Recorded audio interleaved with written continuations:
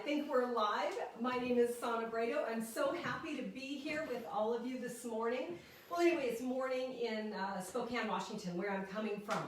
Now, you might wonder what I'm doing with this yarn mannequin. I'd love to tell you because I have a lot of different techniques that I love to do in my classes, which give people maybe a different aha moment about some things that they've been doing.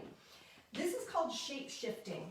And when I do shape shifting, I love to create shapes that are sitting inside of shapes. But before I begin this, and I'm going to just kind of take a look at what I've got here. I'd love to know who's joining me and where you're from. So give me a shout out, and my husband Mark is doing the filming, so he'll let me know where you're from. So say hi and where you're from. We've got Carson from Jazz Salon in Spokane. All right, my babe, my jazz babe is here. Yes. Okay, I'm just making... Somebody from Russia. Oh, well, welcome. Can't read it. Welcome, Russia. Even if we can't read it, we love you. Thank you for joining.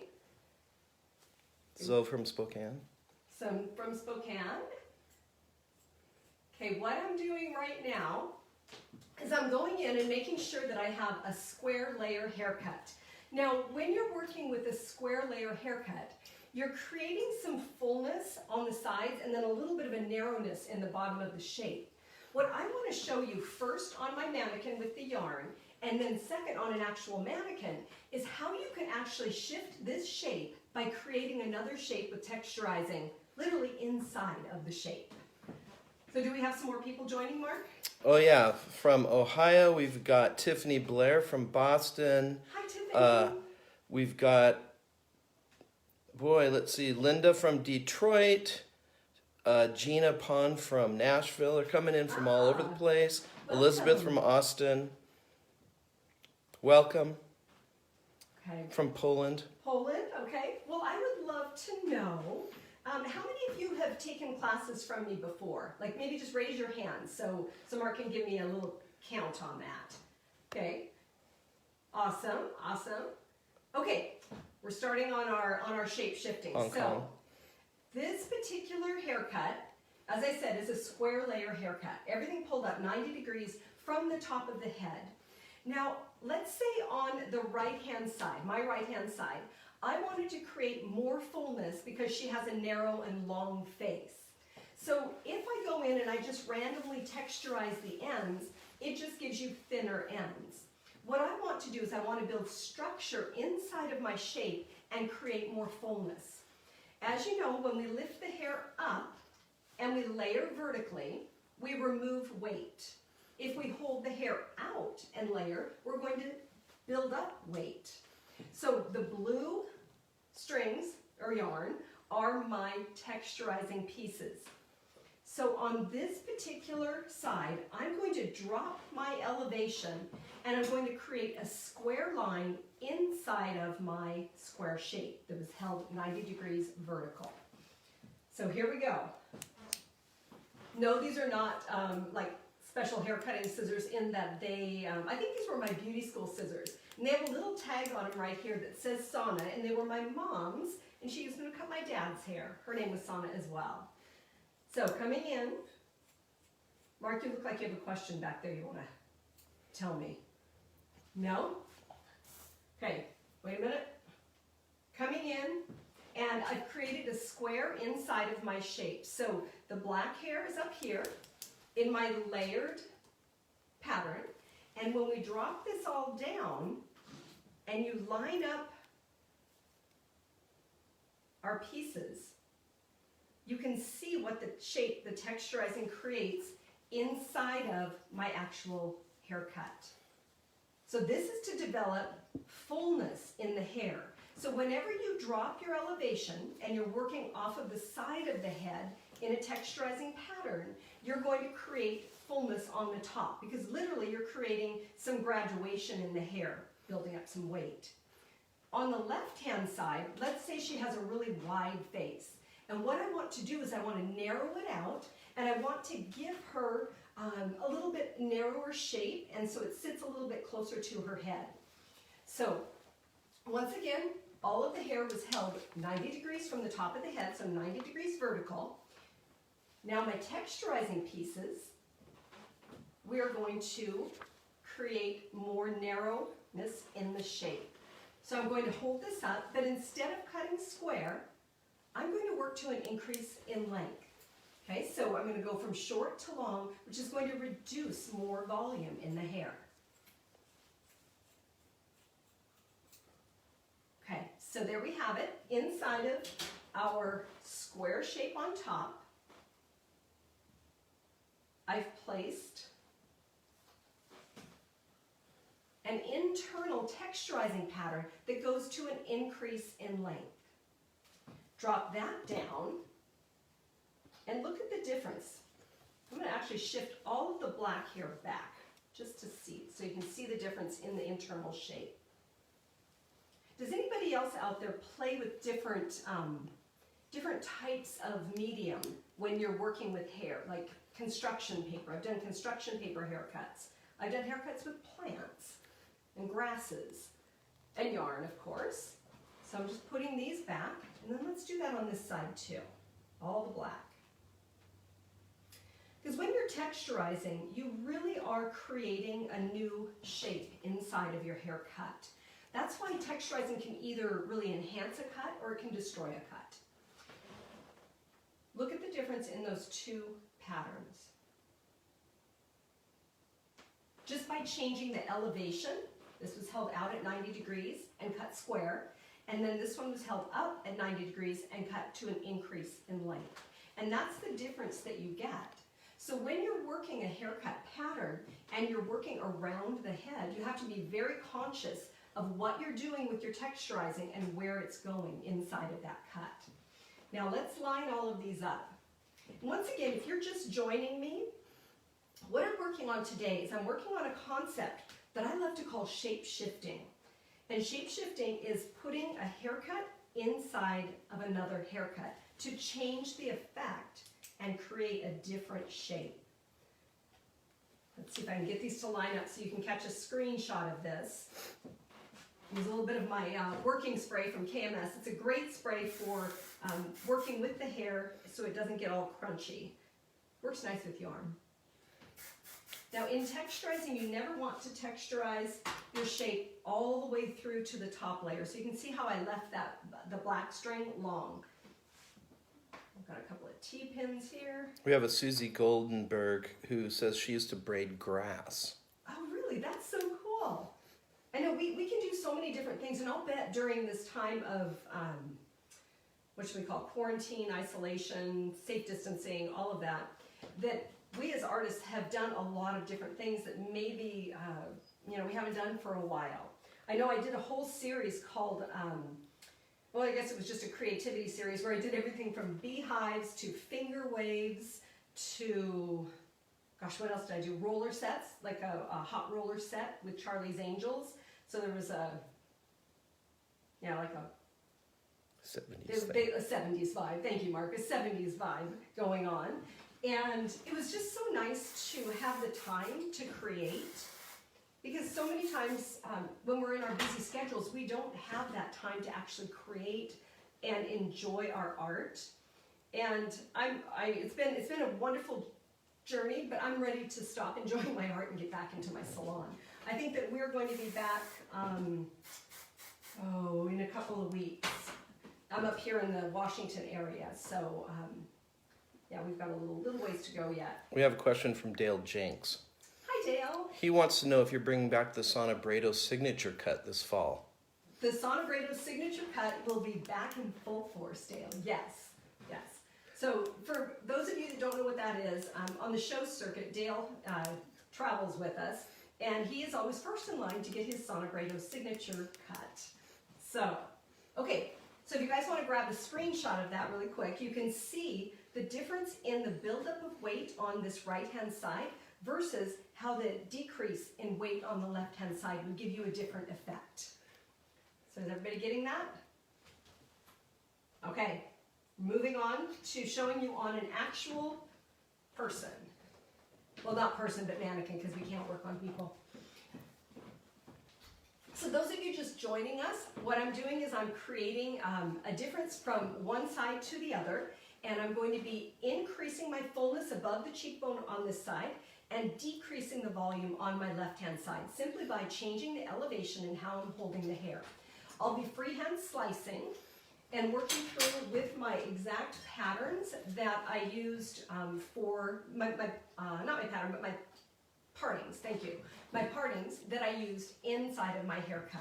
So splitting it down the center, and on this right-hand side, I will be doing pivoting partings in the back. This was cut square, as well as just like the mannequin was. I'm going to drop my elevation, and this is excellent when somebody has a flat spot in the crown to be able to build up volume in that area. So holding this down and just freehand slicing along my fingers, right like that. So holding it out at 90 degrees from the head, using a traveling guide. So I'm utilizing the same sectioning pattern that I had inside of my haircut, but I'm going through lowering that elevation and creating a shape inside of a shape, therefore shifting the actual effect. What other questions do we have out there, Mark? Well, we do have a big hug from Sandra Humphreys. Oh, hi Sandra, thank you for joining. Okay, just working. What do you teach? What do I teach? Oh my goodness. I teach hair cutting. I teach upstyling. I teach a lot about facial structure and how to fit haircuts for facial structure. I do a lot of consultation classes. And boy, only thing I really don't teach is hair color. I'm not certified in that, but I do a lot of hair color inside of the salon. I'm a national artistic lead for KMS, and I work very closely with KMS and Goldwell. And this actually is, I did an Illumin overlay on this. It's absolutely beautiful. It's the, what is it, the BK at 6 with a little bit of KK at all. And I don't know if you can see it in there, but just the light shining off of it is very pretty. Okay, so on this right-hand side, I created a square shape, and inside of my square layer that was held at vertical. So now on the opposite side, I want to reduce some weight. Now with texturizing, I was saying that you can either destroy a shape or you can create a beautiful shape. And you have to be very purposeful in what you're doing with your shapes. So what are your guys' favorite texturizing techniques? Do you tend to freehand slice a lot? Do you back cut? What do you guys do? Is this like a disconnected cut? Thank you. By Ashley no. Gee. Ashley, it's not a disconnected cut. Everything was pulled directly up to 90 degrees. I'll show you. So all of the hair was pulled all the way up to 90 degrees from the top of the head. So 90 degrees vertical. And this is one of the cuts that we actually do inside of our IQ cutting method, which is a 3-day program at the Academy. And I'll be teaching that hopefully in September, where we do a lot of techniques and you have a lot of cause and effect. What happens when you change your technique, change your partings, change your elevation. But this one was all cut 90 degrees from the top of the head. And it was layered absolutely as much as you can inside of a layering pattern. And the way you determine that with your square layer haircut, and why it may look disconnected is because it is layered completely out, is you take the hair directly above the ear, you pull that up, and that is the shortest that your square can actually be without cutting into your baseline. So we do have a lot of layering inside of this shape. Thank you. We got a question, which is this best on dry hair, or can you do it on wet hair too? You can By Sandra. absolutely do this on wet hair. One of the things that I like to do is texturizing on dry hair because I can see how the shape is actually sitting better. So you could do it on wet hair. Let's say you had a client that you knew what you wanted to do and you knew how their hair was going to respond. But most of the time I would say I do this on dry hair. I'm gonna go with dry. Not that you can't on wet. We also have do you ever use a razor? For this technique you could, although I think it would be a little bit more difficult just to be as precise with your line. So this is more scissors, but you could definitely use your texturizers for this. And I'm just thinking about it. You could actually hold your hand up and then go in and hit your line a little bit differently with your razor. So yes, but I would normally reach for my scissors. But it's a good question. Okay, I can't see her. You guys are my mirror. So now when we lift this up and we create fullness, I'll come around so I can actually see her. Yeah, you can see how this side is sitting up. The weight sits up a little bit higher than on the opposite side. So once again, that is mimicking what we did with this little gal. Okay? Okay, so that is shape-shifting number 1. Of course, we have the question, Yes? what scissors are you using? Oh, well, of course. I'm using, these are one of my favorites. They're by Moto. Aaron is a great guy. He sells his scissors on his site, Moto Shears. So you can go there on Instagram. Okay, my next, oh, and I did just get a new pair of scissors as well. These are the, they're called Rose Black. So I'm going to use them obviously on this gal who's so pretty. So kind of matches her hair color. Can everyone see okay? Okay, can everybody see okay? See the thumbs up. We do know, okay, thumbs up. I Okay. just see all these questions and all these comments blocking some of the what I'm seeing. I don't Mark know says if he can't see everything because of the questions and comments, everything coming in, so thank you. Now, on this classic bob, the first thing I want to show you is, and I don't know if it actually shows very well on her, but I have something that I love to call the sweet spot bob. And I wanted to share that with you because a bob can look either really, really great or it can look kind of old-fashioned or a little bit, I don't want to say dumpy, but kind of dumpy. And the reason that it does is because it grows past a certain point. So if you think about ladies out there, or guys too, I guess, if you think about where is the best part of a, or best point for a skirt to sit on your leg, it's not at the widest point, it's at the narrowest point. It's kind of the sweet spot. It makes you look thinner and taller. Now, a sweet spot bob is going to hit at the narrowest point of a woman's neck. So when you look at the neck, wherever it narrows the most, narrows out either right there or slightly above, so that it shows off the elegance and the length of the neck. So I attempted that on her, but you know, she doesn't have much of a neck. So now what I did is on the left-hand side, I've gone in and I've texturized with deep parallel point cutting on this side. So I hope you can see the difference between the two sides. Give me a thumbs up if you can. Okay, this side narrows in and this side is still blunt on the bottom. And all it is just a quick technique to collapse the shape and place a shape inside of the shape that's slightly shorter. So even checking it out from the back there. So I'm going to go in and utilize partings the exact same way that they were done in the haircut. So my partings actually will be slightly diagonal forward, and I'm going to texturize at the same elevation. If I went in and lifted this hair up and elevated it higher, what I would get is what do you get when you elevate hair? You get layering and lighter hair. I want to change the baseline of this cut. So if I lift it up, I'm not going to be able to see the baseline. So I'm going to go in and hold this down at as close to 0 as I can get, and deep parallel point cut. Now you'll notice that my parting is diagonal forward, my comb is held diagonal forward, and then my scissors are going up to the comb. So I'm cutting a line that will bevel this shape just slightly, about 1 inch in. I'm going to be consistent with that because as you cut those little pieces in, the hair will collapse down over the top of it. Imagine if you did this and you were, let's say this way, and you just lifted up and you started cutting into it. You're going to destroy your line and there isn't going to be any continuity inside of the shape that you're wanting to create. So continuing on with diagonal forward partings about 1 inch apart. How do you guys like that rose black? Pretty cool, huh? Make it pretty. Okay, going in, just grabbing that hair Keeping the hair in natural fall and as close to 0 degrees as possible.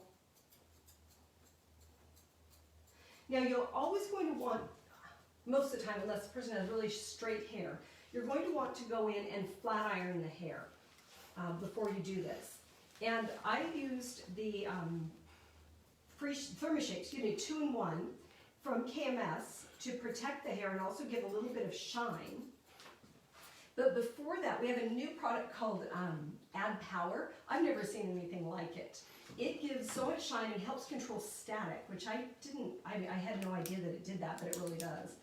So, coming in, those diagonal forward partings, picking up just that hair, keeping low elevation, and I'm not going to shift my distribution, meaning I'm not going to pull the hair back, and I'm not going to move the hair forward, because when you do that, it's cause and effect. If I pull this hair back and cut it, it's going to push forward. If I pull it forward, it's going to push back. So if you wanted it to do that, then absolutely use that to your advantage. Keeping this nice and low, and just breaking into my line.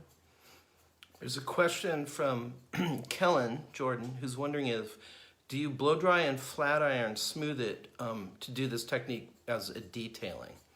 Yes, I definitely do this technique as a detailing, but I build it into the front end. So if I'm creating a really blunt line, I'll go ahead and cut it straight and blunt as opposed to point cutting, knowing that at the end I'm going to break it up. So it's part of the design of the cut as opposed to, kind of an afterthought, like, oh, that's too thick, I'll go in and, change it. So what I would typically do is I would typically go in and actually cut this shape, then I would blow dry it, then each section as I flat iron, I would do the texturizing on it. So I would build it into the actual haircut.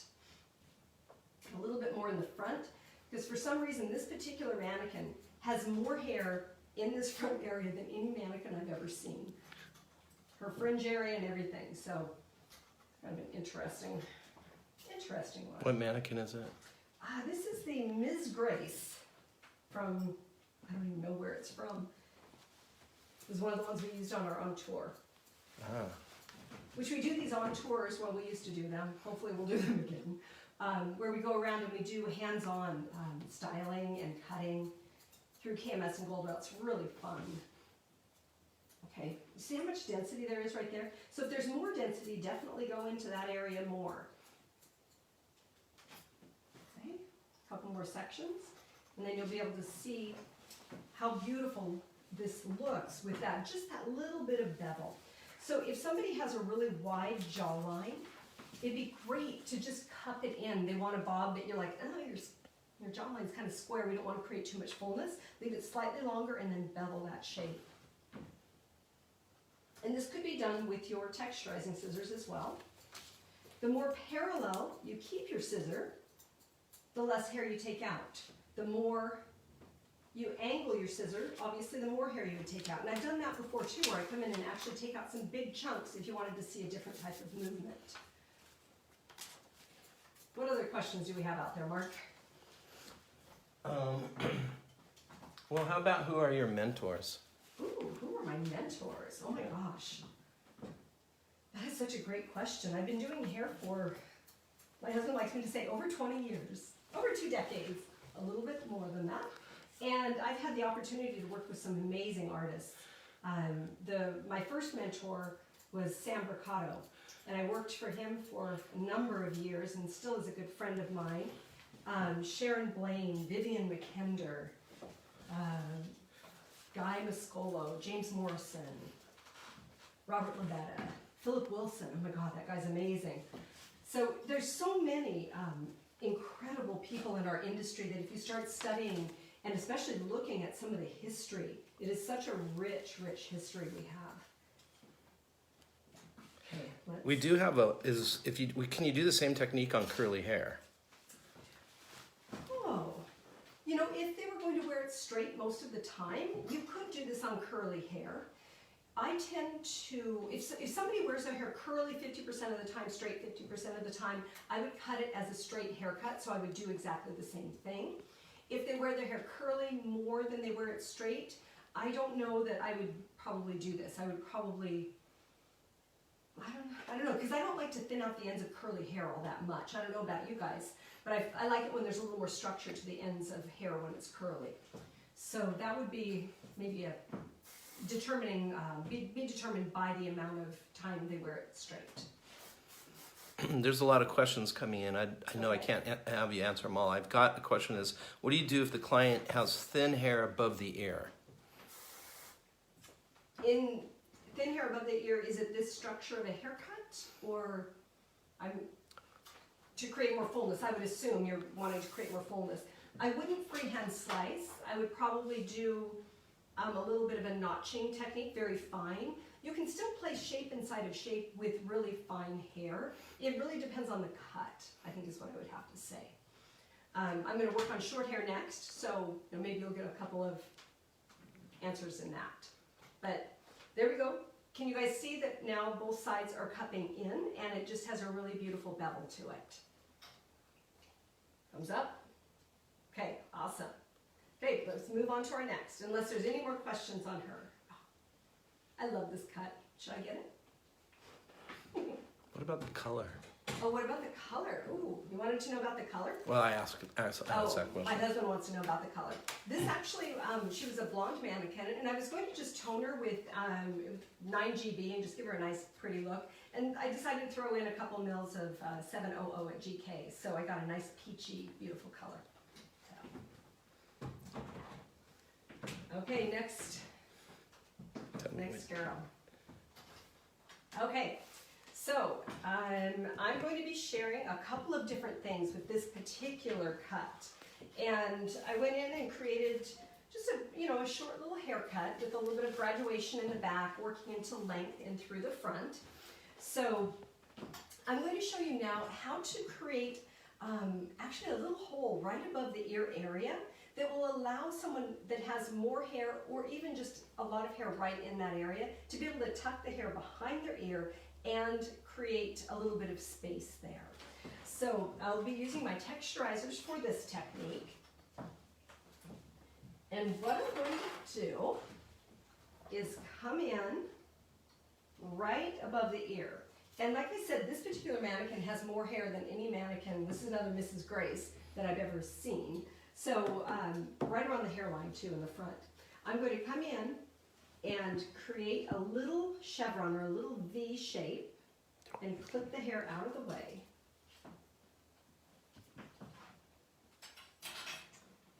Okay. Let's see here. Now when you're doing this, one of the most important things that you do, even though you have to part it off, is take this section, twist it out of the way, okay, like that, and then let the other hair down on top of it. Because you want to make sure that there's going to be enough hair when you're done. Because if we take this out and this, was really short up here, it's going to look weird. So I think I want to leave just a little bit more, so I'm going to release it and make my chevron a little bit smaller. So this is a disconnected shape. I'm going to place a little layering inside and then let the hair close down over the top of that. All right, so right around that ear area. And Mark, do you want to come in a little closer for this? My cameraman's going to come in and you can unplug that. Boy. Sorry, I just messed everything up, you guys. Oh, you don't want to see that. I just switched it around. Somehow. Oh, switch it back. I'm not sure which button to push. Here, let me help you, hon. It's down below. Oh, where are we, you guys? Is it That one? Nope. No. Okay, this is weird. Is it that one? Oh, there you go. Mark had it. Okay. Sorry about that, everybody. Amateur cameraman me. Okay, so I'm going to twist this hair and then come in and use my texturizers and actually just create a hole. I think that holes are one of the most effective things we can create inside of haircuts. And you want it to be nice and soft, so just kind of detail it out however you want it.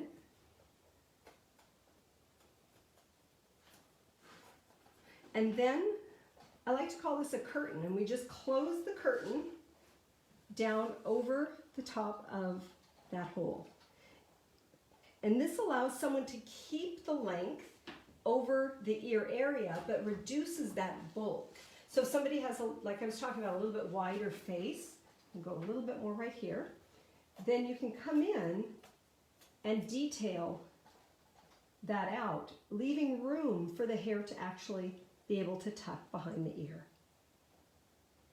Okay, she can do it. Okay. Her hair doesn't move. Yeah, her ear doesn't move, and it's a little itty bitty ear. She's got ears like me. Okay. Okay. Then I'm just going to come in and get a little bit more, maybe clean out a little bit more behind the ear. Does anybody else do this out there? Do you ever like just kind of see something and when in doubt, cut it out? That's what I tend to do. Okay.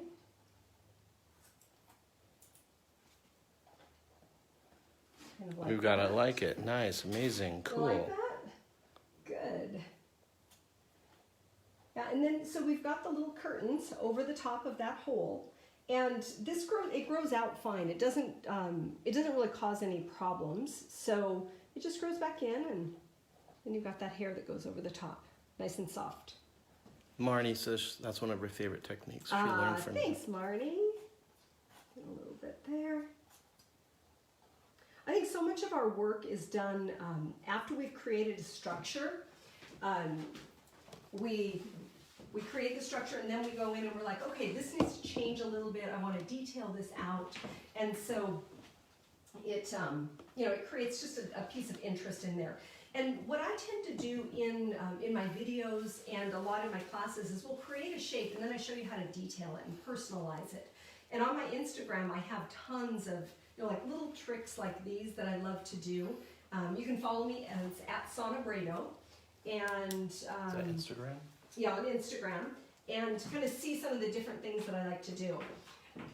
Many of you may have seen some of my channel cutting videos, and I know that for some of you it is getting old because, wow, it's been shared and moved around a lot. So we're going to actually take a look at it because a lot of the questions that people have are the same, and it's a really effective technique, and I've heard back from so many people that say, oh yeah, that made a big difference. It was a huge difference for my clients. I've only ever had one client who really didn't like it, and she just didn't like not having as much hair. Let me explain first about the people that it's really good for. The people it's good for are people that have maximum density at the scalp. And the maximum density at the scalp means when you part that hair off, it's hard to see the scalp. I would never do it on, let's say, Mark, show this mannequin over here. See the difference in density? Look how thin that is at the scalp area compared to the mannequin of choice with the massive amount of hair. So these are the people that when you pull their hair up, it's hard to get to the scalp. So what I'm doing is I'm working in line with the way that the hair is flowing and she's going to wear. I want to create some channels in here so that you see more separation in her hair. So I'm coming in, working directly along with the flow of the hair, similar to if you were to take and place a foil like that, you would see a stripe of color. It's the same concept. Then I'm taking my texturizers and I'm coming in and I'm removing a section of hair right there, okay? Comb through. Okay, right there you can see the channel. Coming, doing another one.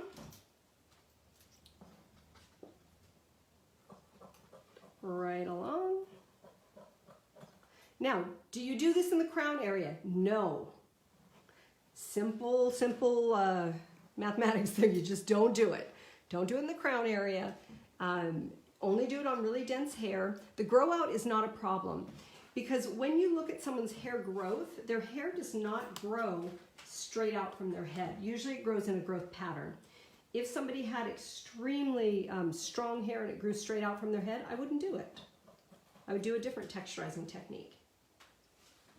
Okay, so 3 channels is normally enough to create a difference in the hair. See, there's 1, 2, and 3. We do want that cause short pieces to stick out through the hair once it starts growing back? Thank you for asking that question. Actually, it does not. Now, that was what I was talking about when I said you should not do this if the hair grows straight up. So if the hair were sticking straight up from the head, then yes, you would get short pieces. But you don't get short pieces with this if you choose it on the right head of hair. I love to do it all the way into the fringe area because it'll create separation all the way down to the bang area. Now, so many people ask about the hair sticking straight up that I started asking my clients, and I do have some videos on my Instagram that say that, or from the clients, that they explain that no, it actually doesn't, they love it. Then when I want to go in and recut the channels, what I do is I go the opposite direction, open it up, and then you can see right where the channels are, and you just repart right along the channel, and you can go in and you'll see the little, the little spot, and you just recut it.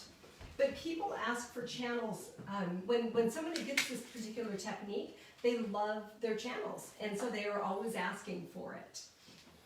I'm getting some questions about what type of comb am I using. These are the YS Parks, and you can get these on Hairbrained. They've got a wide variety of equipment that you can get on there, and they're my favorite combs. I mean, they're wonderful. I don't know which particular one it is, but I use them all the time. So you can see those channels, and I wanted to show you one more channel cutting technique, because when you're creating channels and you're going through, this isn't the only way you can use them. You can also use it on long hair, not on top, short hair on top. But if you want to have long hair and you're trying to reduce bulk, I'll show you a way to use it from there. And there, little girl. Okay, so on my bob, and I do this a lot of times on bobs when I want to collapse the shape. I'll use it underneath the top layer and in diagonal patterns. So I'm going to come in the back. Let's say she had a lot of bulk in the back. And I will do a diagonal line, usually diagonal back. I'm not quite sure why, but that seems to be what I like to do. So diagonal back line, and then I'll come in and cut my channel, right like that. I'm keeping this underneath the round of the head, underneath the top crown area, and usually, once again, 2 channels is enough, 2 to 3. Coming in and cutting that channel. I know there's a question, Mark. What is the question? Well, you are using. Can she use scissors to create channels rather than texturizing? Yeah, you can use, absolutely. You could use regular scissors to create your channels. Actually, this is something we used to do in the 80s, and only we did like big channels and all sorts of crazy stuff back then. But you can use your regular scissors. I like to use my texturizers because I feel like the grow out is softer, and the clients don't notice it when it grows out. All they notice is their hair has gotten, it's time to get a haircut, it's time to get it debulked again.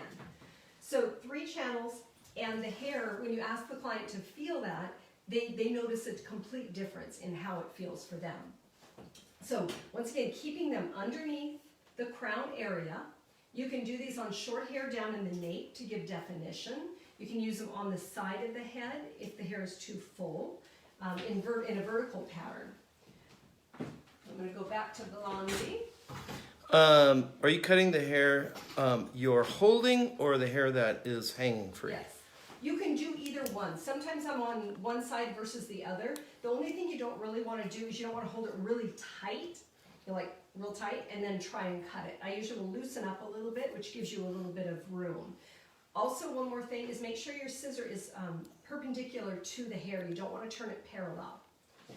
So if the hair is really full on the sides, I'll sometimes go right along the round of the head and create a couple of verticals. Just small, about 1 inch. Well, you've got a curly hair question too. How does it work on curly hair? Curly hair is beautiful with this. And on curly hair, many times what I'll do is I'll go in and I'll create a checkerboard pattern. Because if you think about it, you've got a curl and then maybe you've got a space, and it gives that curl room to move. And then going in and refining that particular pattern,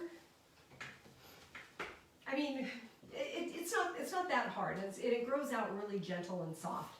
The more aggressive you are, obviously, the more you're going to see it. The gentle you are, the more vertical the scissor is, or perpendicular it is to the head, the gentler the shape will be.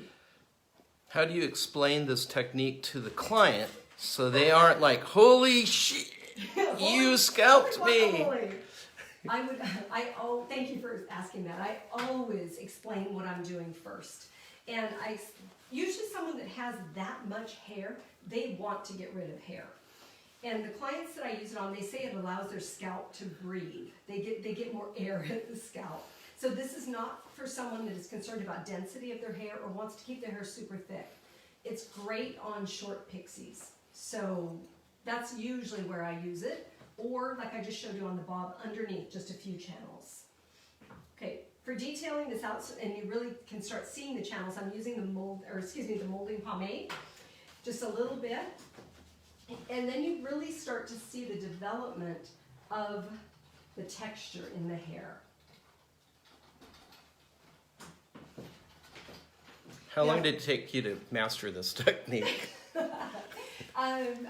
You know, I learned it in the 80s, and I just started doing it again probably a little over a year ago. And then I posted that crazy video with the blonde, you know, the little pixie cut.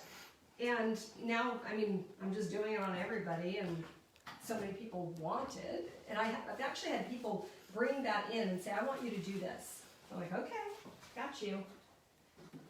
Okay, so just a little bit of molding pomade there to finish her off.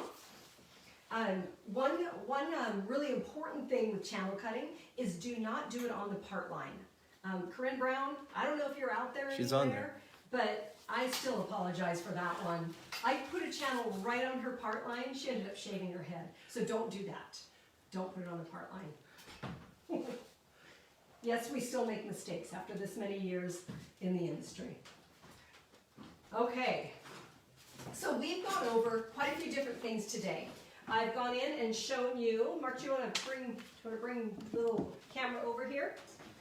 We've gone through and looked at how do we texturize to show different fullness, and how do we remove weight over here? How do we build weight on the other side by creating difference in our texturizing patterns? I went through and we did that on our lovely gal here, where we created more volume on the left-hand side, or this side, and less on the other. We've beveled and created just a nice narrow shape right around the bottom of the bob line. And then we've created some channels in through the top of the head, and we've gone in and giving you a little technique to give yourself a little room around that ear area for the clients, closing that curtain back down over the top. So it's been my pleasure to be here with you guys today.